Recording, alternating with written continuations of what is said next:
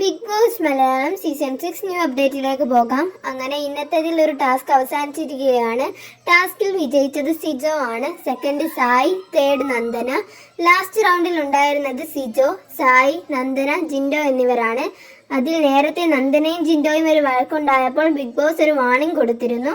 അതായത് ഫിസിക്കലി ആരെങ്കിലും എന്തെങ്കിലും ചെയ്താൽ ആർക്കും ഒരു പോയിന്റും കിട്ടില്ല എന്ന് പറഞ്ഞു.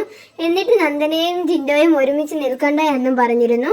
എന്നിട്ടും ജിൻഡോ പറയുന്നുണ്ട്, ഞാൻ വിട്ടുകൊടുക്കാൻ റെഡിയാണ്, നന്ദനയ്ക്ക് ഒരു പോയിന്റ് കിട്ടുന്നതിൽ എനിക്കൊരു പ്രശ്നവുമില്ല എന്ന്. ആ ഒരു സമയം സായി പറഞ്ഞു, ഇതൊക്കെ എന്തിനാണ്, അങ്ങനെയൊന്നും വേണ്ട എന്നൊക്കെ പറഞ്ഞിട്ട് സായി തന്നെയാണ് വിട്ടുകൊടുത്തിട്ടുള്ളത്. ഇതിനൊക്കെ നമ്മൾ എന്ത് പറയാനാണ് അല്ലേ.